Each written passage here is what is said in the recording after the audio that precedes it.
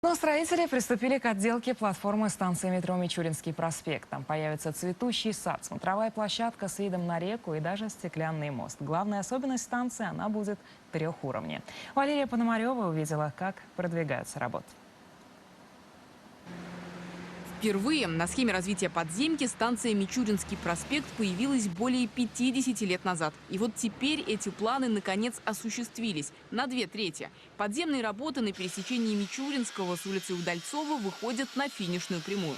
В настоящее время заканчивается строительство верхнего строения пути.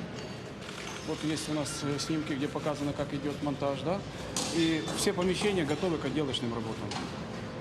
Вентиляция, оборудование, все монтируется. Часть эскалатора уже смонтирована и находится в определенной степени готовности. Мичуринский проспект – единственная полуподземная станция московского метро. Из-за геологических особенностей в этом районе ее сделали трехуровневой. Сама платформа внизу, над ней кассовый зал с зоной турникетов и смотровая площадка с видом на долину реки Очаковки.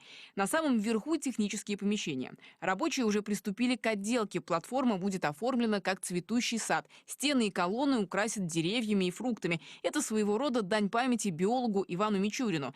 В интерьере используют гранит, керамику, сталь, алюминий, мрамор. 2 вестибюля соединит пешеходный стеклянный мост. Им смогут воспользоваться не только пассажиры, но и те, кому нужно перейти проспект. Саму станцию уже начали соединять с соседними. За нашей спиной находится тоннель, который соединяется со станцией Раменки, которую пустили в этом году.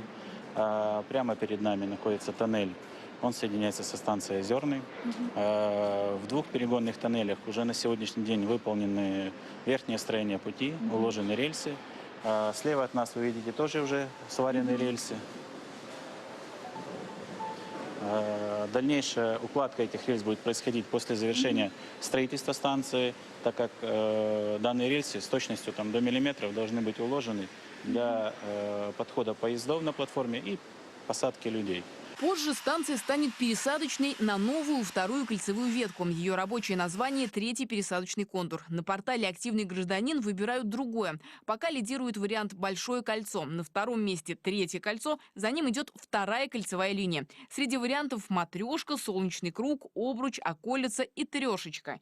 Мичуринский проспект – одна из 7 новых станций, которые сейчас строятся на участке Раменки-Рассказовка. После их открытия метро рядом с домом получит 600 тысяч жителей. Мы вступаем в завершающую стадию строительства самой длинной ветки метро в Москве, 25 километров. Первую часть мы закончили от делового центра до Раменок, она запущена и работает. Сейчас в стадии завершающей 2-я часть проекта от Раменок до Рассказовки, включая Новопеределкино и Солнцево.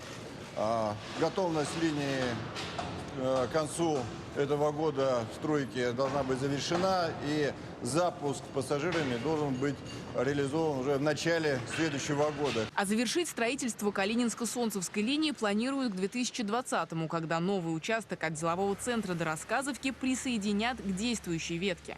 Валерия Пономарева, Александра Корнева, Николай Данилов, Владимир Игнатьев. Москва, 24.